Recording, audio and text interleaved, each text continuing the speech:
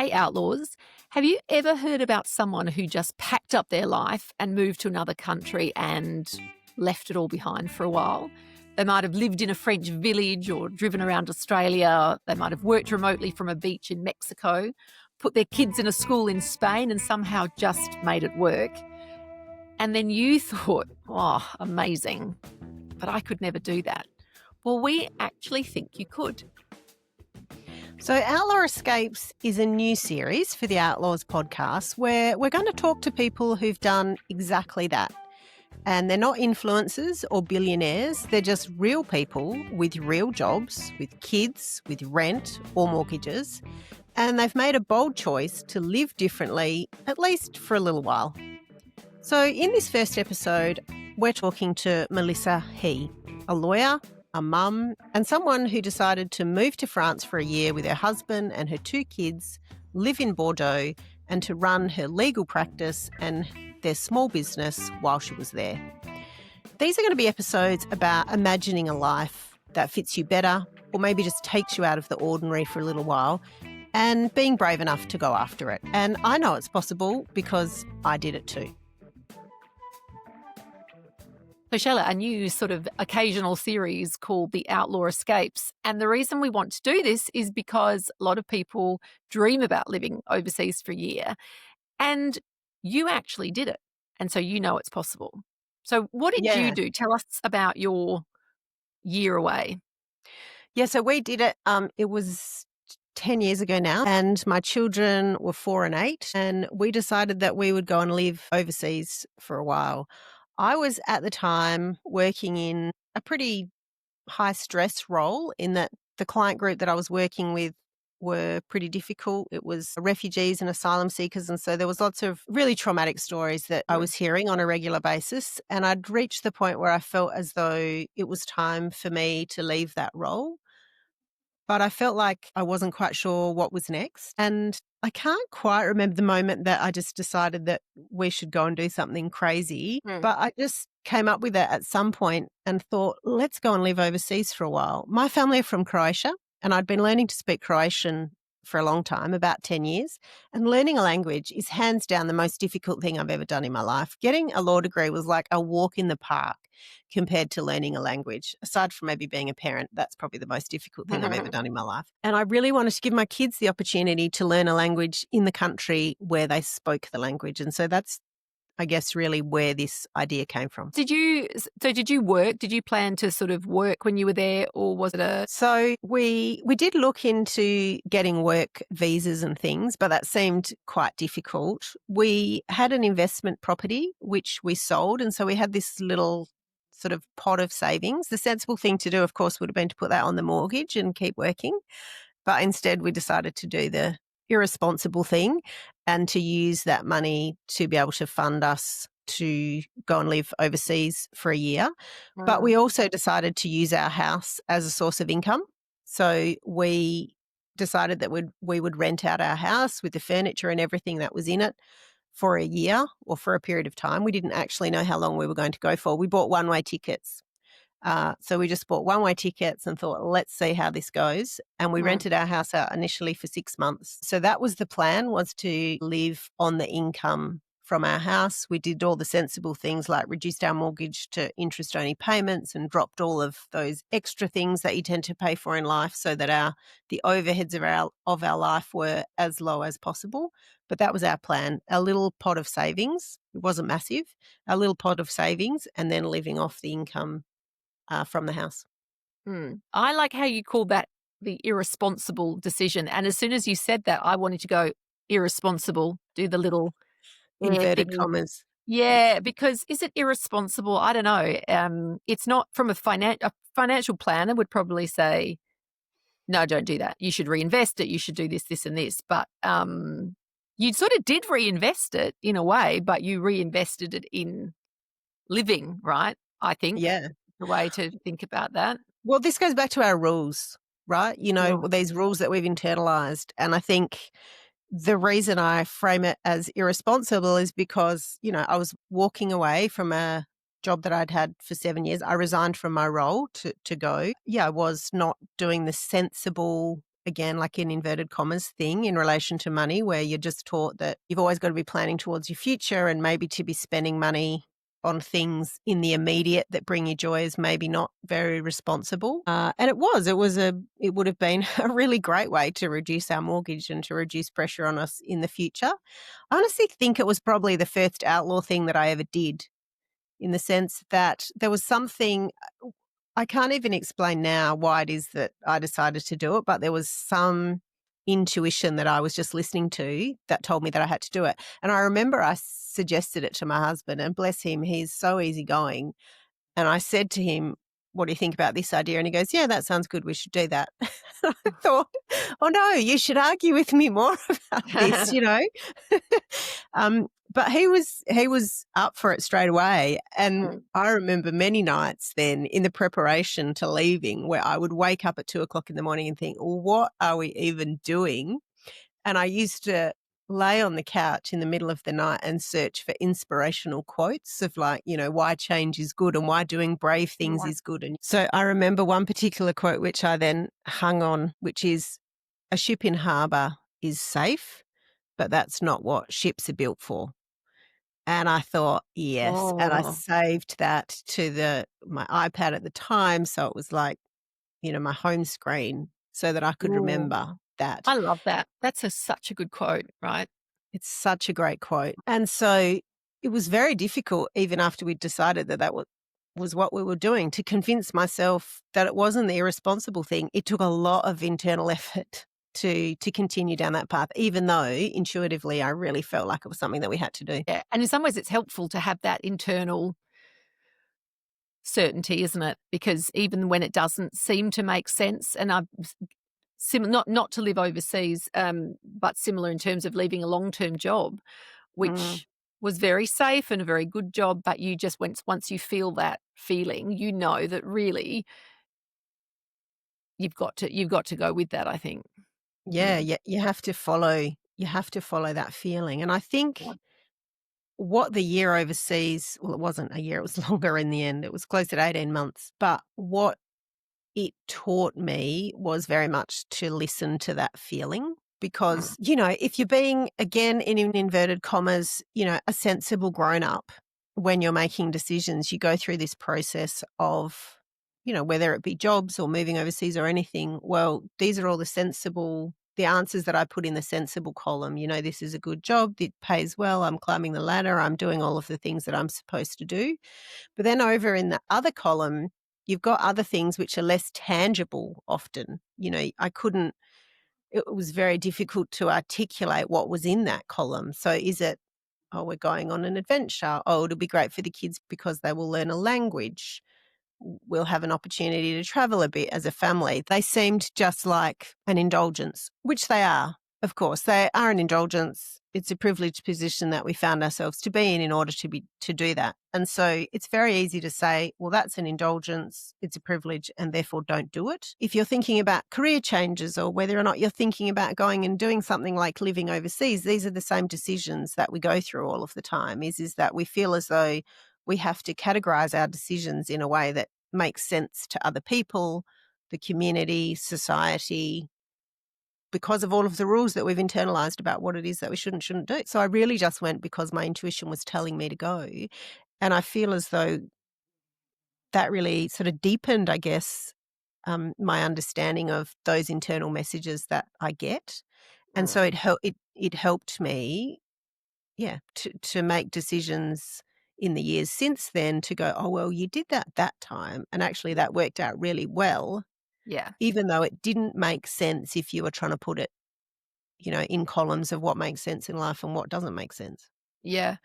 I think that's such a good point too about following your intuition, because following your intuition, it doesn't, I think, also necessarily mean that everything you do when you follow your intuition is going to work out in a way you expect, or that it's going to be sort of sunshine and rainbows. Oh, can you have sunshine and rainbows at the same time? Yes, you can. Yes, you You can. can. Of course. It isn't all going to be sunshine and unicorns and iced Vovos or whatever. Yes. It can lead to learning though, or it's all sort of, you know, Yeah. important in some way, isn't it? So it might not necessarily work out. It might be really difficult, but actually good things can come from those difficulties. When I left, so my long-term job and a job that I still did really love, I went off just to try different things. And as it turns out, after a couple of years, I've come back into doing essentially the same job in a different place, which I think is really good too. But I don't regret a minute of those 2 years because I'm sure a lot of people go, "Oh, wow, you gave up a tenured position at a university." But Mm. it felt like a trap. It did feel like not for any good reason, but it just felt really important to sever the tie Mm. and to just have that experience of being free from it to truly explore what sort of things I might be interested in doing next. And as I said, even though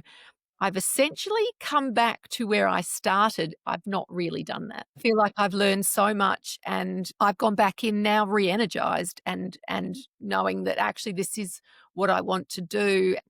It comes down, doesn't it, again to how it is that we define success in everything that we do. So if you were defining success by I must move from one job immediately to the next job that I'm then going to do for the next 10 years, then of course you're going to have failed in that space. But if you were Or defining failed. success to say, yeah, well, yeah, okay, failed in inverted commas, yeah.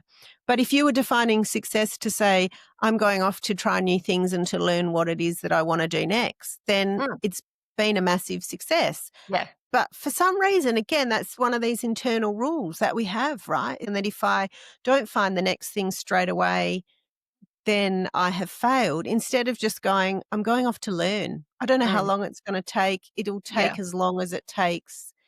And during that time period, I'm going to learn a whole heap of things about myself, what it is that I want to do, what it is that I enjoy, what it is that I don't enjoy. And so for you, you had a whole heap of other experiences and have ended up doing a similar thing to what you were doing before, but in a different place. Yeah. And so great, right? Yeah. Yeah. Such success to me. Uh, But yeah, it's interesting, isn't it, how we yeah. frame things Yeah. in terms of what we think But they should look like. right, and but I think too, it is I think there's just such a parallel there between you just knowing this is something you needed to do on one very linear approach to success or grown-up life or whatever it is. Your decision didn't make sense, my decision didn't make sense because it's like, but what's the plan?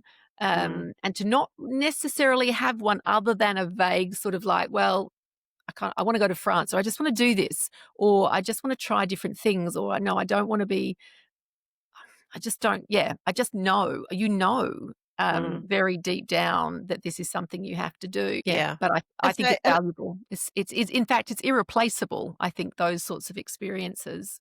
yeah. And this is why I think we wanted to create Outlaw Escapes, because there's so many people who do this. They take some time out Wow. for a period of time. It might be a few months, it might be a year, it might be longer, to do stuff that they just feel like they need to do Yeah. for one reason or another. And for us, I guess that's true outlaw. It is that, because it is difficult to take time out. It is difficult to, buck the trend, as you say, of what it is that grown up life should be and what it is that we should do in Yeah. that grown up life. And hard And so, too if other people don't understand you. Sometimes the reactions is like, "You what?" But, mm, the point is that we can all do it. Whether it takes 2 years to plan it or not or more, mm, or whether it results in making some difficult decisions like, "Okay, we're gonna sell this, but, we're gonna fund it somehow," or whatever it is. yeah, It's not necessarily an easy decision. Those sorts of decisions can be difficult. You're making them and you're feeling a bit like, "Oh, I hope I'm doing the right thing," because you've sort of internalized those messages, even though yeah. you know it's just what you have to do. When you get that kind of messaging from other people too saying, "What? Why are you doing that? What?" That can be challenging, but The other thing I think that's worth talking about is this idea that if you take time out of your career, that you're somehow, dropping a few rungs on the ladder, or you will, people will then look at you and go, why did you take some time out? And, is that going to be a negative thing on your career? I know that Mel worked when she was over in France, so it might be less relevant for her because she has her own business. But certainly from my perspective, we were overseas for about 18 months. And I don't feel as though that's negatively impacted my career. So again, I think it's just that idea of, society putting pressure on us that we just have to be always 100% at our job, and that's what we must be focusing on all the time, and that, we need permission somehow, or that we're checking out somehow if we decide to do something else that's not 100% focused on our job. So I think that they will be really interesting questions as we go along to try and interrogate with some of our guests about how it is that they've experienced that question, and has it been negative or has it been beneficial, in fact, for their roles and for their careers in terms of where it's taken them after they've done something like that. So, Mel, thanks so much for joining us today. We're really excited to have you. Thanks for having me. So you're one of the people who has done something exciting, something a bit outlaw, and just decided to step outside of their normal life for a year and go and do something different with your family. Tell us a little bit about you and your family. Okay, so I have the classic Australian family, nuclear 4, 2 girls. I'm a practicing lawyer, continued to practice while I did something a bit different, and my husband's in IT. Yeah. How is it that you decided to just do this incredible thing? Do you remember the moment that you decided, or was it a bit of a slow process to decide? My husband and I had always hoped to live overseas for a little bit. And I guess once we had kids, we decided that that probably was a little bit unattainable. Nonetheless, one of my siblings actually went overseas and did something similar. She and her husband are doctors, so they were able to get placements in the NHS with the UK, and they were placed there in 2022, Okay. 2021, 22, so sort of during our COVID lockdown periods in Melbourne. And as you're well aware, Melbourne had the enviable title of the most lockdown city in the world for a while there. So it was quite restrictive. We certainly couldn't go overseas. And I contrasted that with what my sibling was doing, which was popping over to Greece every weekend and Turkey. And, well, now we're going to go to Cotswold. And so we reassessed, and I was fortunate enough to be part business owner in the law firm that I work in. My husband is a small business owner himself. So we did a quick assessment, and I said, actually, yeah, we can do that. I'd wanted to live in France for many years. I did a small, short exchange when I was 17, quite some time ago. And loved it. Had always wanted to return, never had the opportunity. So we thought, why not? So how long was the planning process, Melissa? Obviously the pandemic sounds to me Good like catalyst. Yeah. Yeah, that it was the catalyst for going, you know what, been stuck, so now we want to sort of stretch. But Exactly. what's the timeline? It was probably from the actual decision that, yes, we can do this, probably about 15 months. And you and I connected because you put a post up in a group that we're both in, I think, just sort of asking, has anyone done this? And I reached out, and then you and I chatted a few times in the lead up to you going, didn't we? And I guess I shared what it was that we'd learned as part of our journey, and you just had different questions, and hopefully I was helpful in answering some of them. Obviously, because we ended up there. I remember there were moments where you were pretty stressed, I remember, and worried about different things, and particularly in relation to the children. How old were the children again when you left? When we left, they were 7 and 9, and so we spent a year there, so they came back, and when we came back, they were 8 and 10. That's right. Did they speak French before they went? No, they did not. And Shayla, how old were your children? My They boys were older, were, weren't they? No, they were 4 and 8, and they spoke not even a word of French. They didn't even claim to have one word. We probably decided, maybe 6 or 8 months, I think, before we left. And there's always a lot to do, I guess, in those 6 or 8 months, and getting the boys across the language wasn't particularly high on my priority list. And so, they really didn't know anything. And I also had done, I think, French for a year in high school. Bonjour was probably about as much as I had. And I remember I was actually learning Croatian at the time, and my Croatian teacher also spoke French, and so she did actually give me a few lessons in French just to try and get me across a few words. And I just remember one particular word, monsieur. I could not say that. You know, she would kind of tell me how to say it and I could not say it. And I just thought, what on earth am I doing moving to France? I can't even say the most basic French word. That's pretty key. What about you, Melissa? Well, how was your French before you went? My French is intermediate. So, as I mentioned, I had a 6-week exchange when I was 17. Yep. I would have been year 11 going into year 12 at the time. So I'd done the classic 4 or 5 years of high school French by that stage. Arrived and I thought I was quite proficient. I remember arriving and realizing I couldn't speak at all. Certainly at the beginning, but the difference between the beginning and the end was significant. So yeah.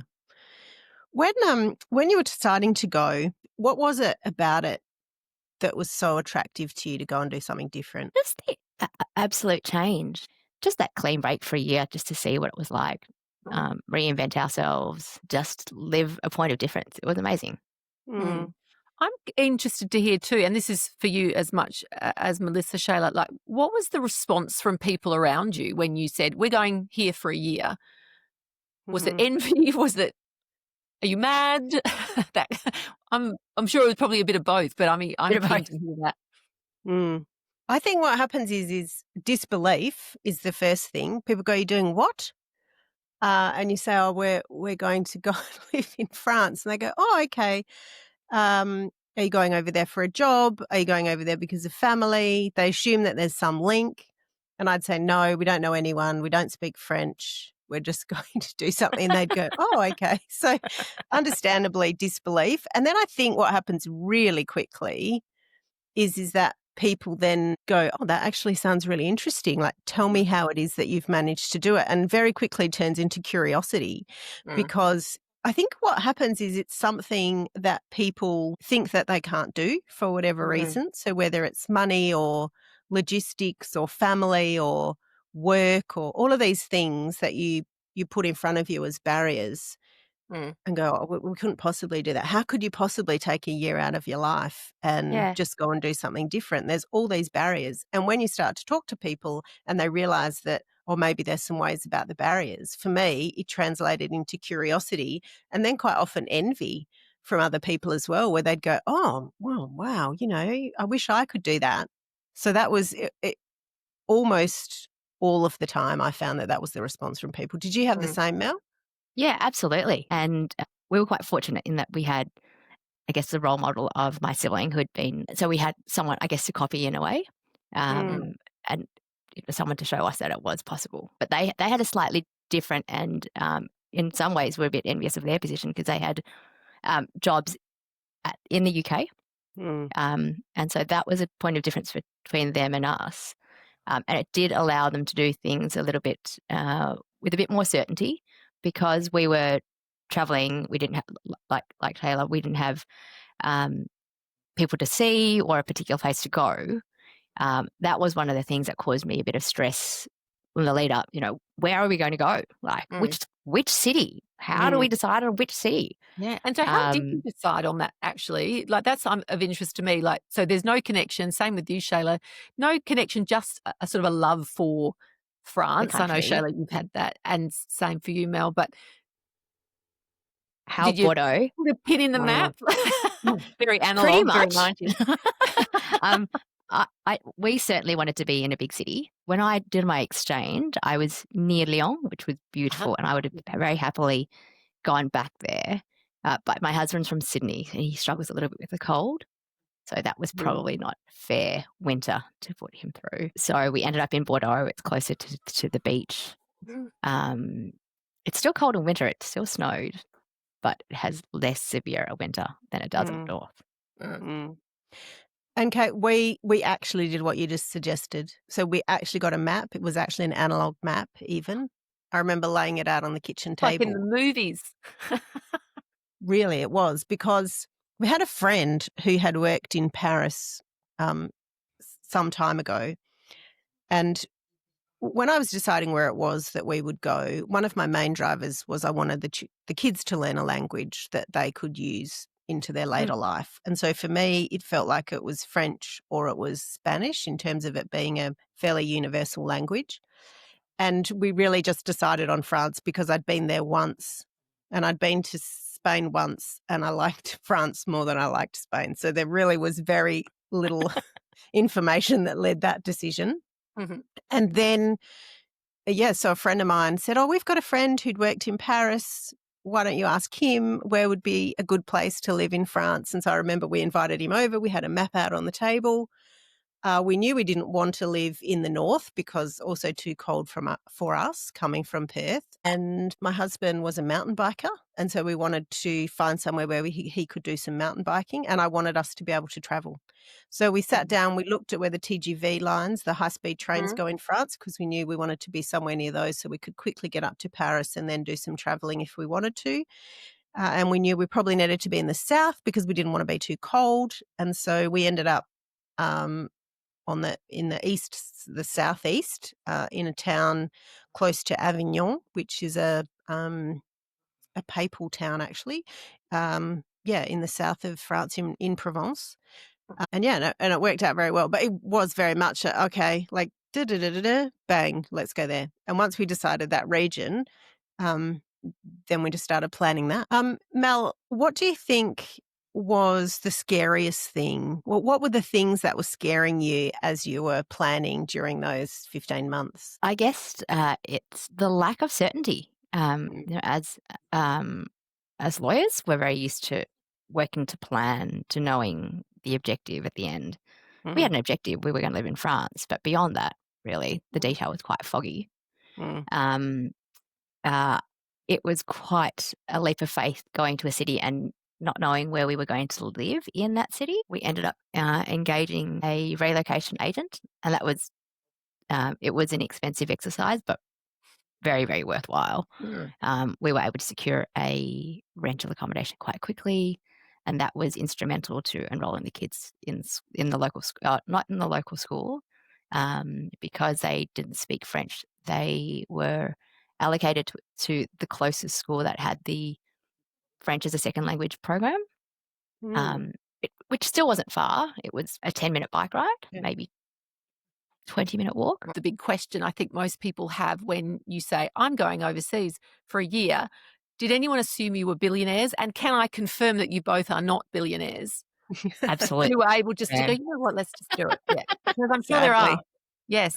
Because it's a financial, it's quite a big financial commitment, isn't it? And like you say, Mel, it's unknown. You don't know what you're doing. All you do know is that you are actually committing to a disruption, I guess, in your financial lives. So can you sort of, and Shayla, this is just as much to you as well. What's the sort of the planning process?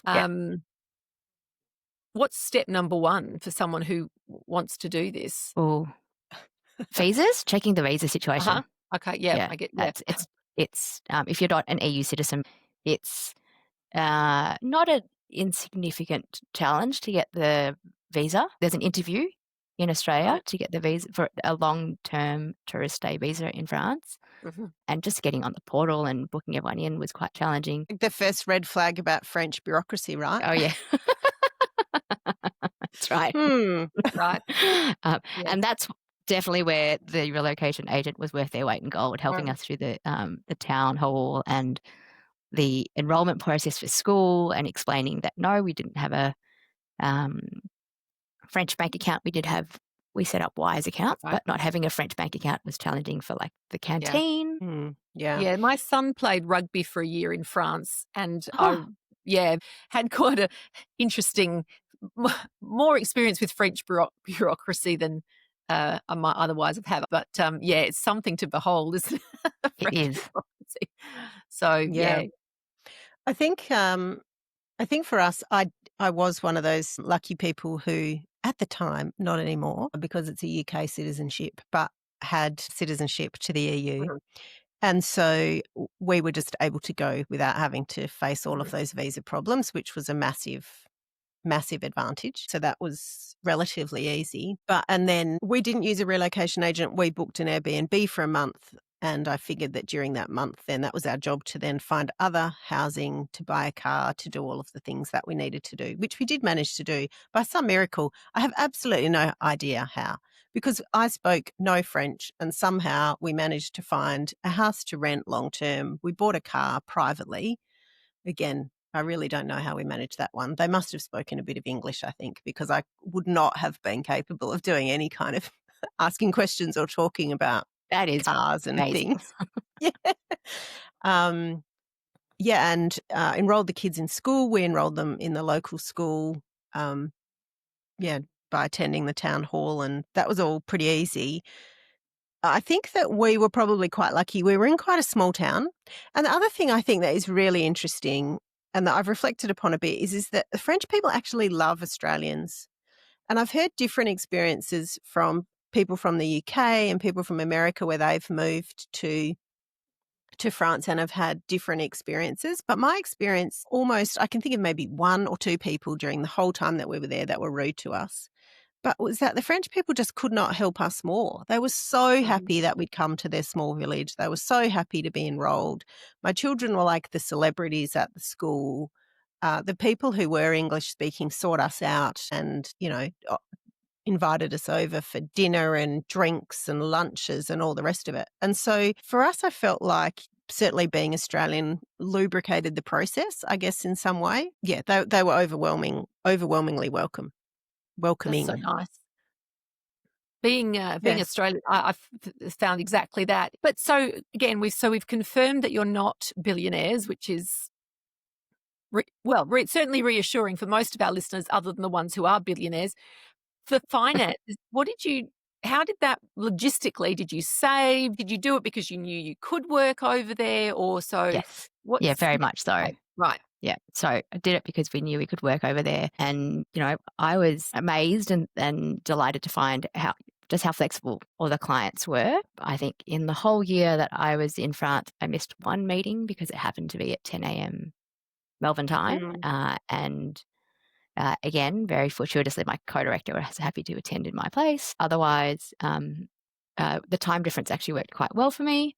I got up early for French time, actually, even by Australian standards, early to work, but it did mean that I was finished around sort of lunchtime. So you were working, essentially keeping your practice going, but just in a different time zone. Absolutely. Yeah. And some clients were delighted because sometimes they would give me instructions at the end of their day and I'd have the result back to them by the time they woke up the next morning. Right. So in some ways it was more efficient than being here. And this was the advantage really, wasn't it, of COVID, is that people realised that you could work online and actually you could work really from anywhere. There's much more, I think, of acceptance of that now than there was prior to COVID. Absolutely. And it's certainly something in our firm that we continue to practice, and we see no downside with keeping it up, really. And I guess the same for your husband. You said he's in IT, so I'm guessing that is something that certainly could be done remotely as well. So I'm guessing you're renting out your house as well and yes. things like that. So there's a bit of coordination there. Trying to, we were quite lucky. We had family move in just before we left. So that worked quite well. We also have a cat, so that meant that the cat could have somewhere to live while we were away. So there is a bit of coordination from that perspective. And I guess when you ask about what type of preparation is important in that scenario, yes, obviously there's financial planning, the visa requirement, but also, the organisation of your house. If you are going to rent it out, will you rent it out with the furniture, which is obviously far easier than vacating it for a year or moving it into storage. So decluttering was one thing that sticks that someone suggested to me, and they said, to be honest, you can't start it early enough. I think that was me. Oh, was it? I couldn't remember. It was you or not. I didn't want to falsely attribute. Someone really wise and clever. Very, very wise. It continues to be a very important that person. suggestion. Well, because you have so much stuff, right? And actually, it's the stuff that weighs you down. I can imagine that people would say, I can't possibly go and live overseas for a year. What will I do with all of my stuff? That to me just seems catastrophic, that we're so weighed down by stuff that we can't make decisions to go and do something else. And kind of the wrong way around, isn't it, to make a decision? Stuff's not a good reason not to do stuff. Quote me on that. That's brilliant. That'll be the catchphrase for the episode. we decided to rent out our house. In fact, us renting out our house was really the thing that allowed us to go. And there is some advantages to living in a place or a country where we have very high rental, is that if you are fortunate enough to own your own home and you can then rent it out, then you can use that income to as income, which is what we did. And we were able to scale back the mortgage so that it was just interest only for that period. So we were able to use as much as possible of that income. And, well, the cost of rentals in France is very low. So, in fact, what we were getting here In for 1 week only in of rural rent, areas, though. Right. yeah, maybe. Yeah. Closer to the city, it's equal, if not more than Australia. Yeah, okay. What we were receiving for 1 week in Australia was enough to cover our rental for 1 month. Yeah, amazing. Wow. Yeah. But I guess too, I mean, you were saying earlier, Mel, about the exchange rate as well. There's variables, aren't there? That you can't control, absolutely. Yeah. So we have friends who we met in Bordeaux, Australian friends who have decided to move to France, and they sold their house in Melbourne earlier this year, and they've had to wait for the exchange rate to recover a little bit since certain world events. So yeah, that's certainly something that you can't really factor in. And if you're working remotely, if you're fortunate enough to work remotely, but you're still earning Aussie dollar, that obviously does impact what you can do when you're there. So I guess having a buffer of some description, allowing for that fluctuation, absolutely, is important. Did you find overall, though, that the cost of living was less, Mel, in France? No, I don't think so. Maybe with that very expensive place. Bordeaux is not a cheap city. Yeah.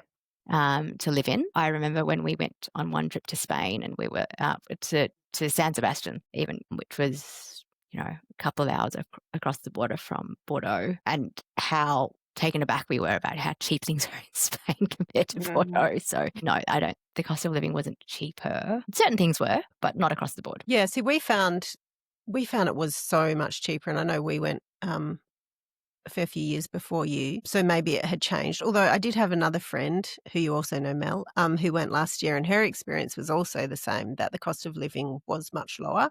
So maybe it is that town, well, the city versus sort of more rural. And look, we were about half an hour out of Avignon, and then we were about maybe 10 minutes away from, a village, a very large village that had, all of the shops and things that we needed, but we weren't in the middle of a big city.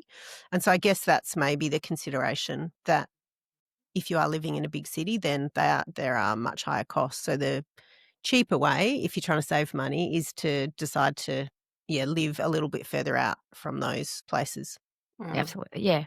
So obviously the money's really important, and it also sounds to me like sort of doing your basic research, about where you want to be, how far your money is going to go. Yeah, just that basic kind of planning, and getting a sense of how you're going to make this work, how the numbers add up to. But so that's obviously really, really important. What about sort of the experience itself? Obviously, you both are so glad you did it. I know from talking to you about it, Shayla and Mel, I'm guessing the same. Yeah, what loved was it. the best part, would you say, about this whole experience? The best part? That's too hard. I couldn't name one thing. I think one thing to bear in mind when you start this type of adventure is you are moving there to live. You're not moving there for a holiday. And that's quite a different mindset. So you will encounter the same issues that you do in life anywhere else. So, if your kids go to school, there'll be the same problems, concerns. Will they make friends? Will they integrate? How will they go with their teachers? Life challenges, no matter where you are. And sometimes that's harder. Right. Different culture, different language. I'm always I love that quote. And again, can't remember who said it, but wherever you go, there you are as well. Yeah. So, it's not like there's a magical place where the things that irritate you don't turn up as well. They're there as well, Exactly. right alongside with you in Bordeaux or Avignon or wherever you are. But yeah, so I think that's a really important point, isn't it? That there's so many good things that come out of this, but it's not a magical it's not a magical place where nothing ever goes wrong. What do you think you learnt? Is there something that you could say, here's what we got out of the year, Mel? We definitely I think we definitely grew closer together as a family. That sounds really corny, but my kids do get along better now. It was a really formative bonding experience going to a foreign school where they couldn't speak the language. They really surprised themselves about how much how much change could be fun. And what a great lesson to learn as a young yeah, person. yeah. So, I mean, thrilled I did it, but people do ask, and I think maybe Shayla, you probably get the same question: will you do it again? I think for us, it's a one and done thing. My husband and I might consider relocating later without the kids when they've grown up, but I don't know that I'd transplant them from their life again. It was the perfect time for us because they are both in primary school. So it seemed like a good time to take that year out. What would you say to people who are thinking about this or who actually just really like the idea but think there's no way that I could even execute such a thing? What would your advice to them be?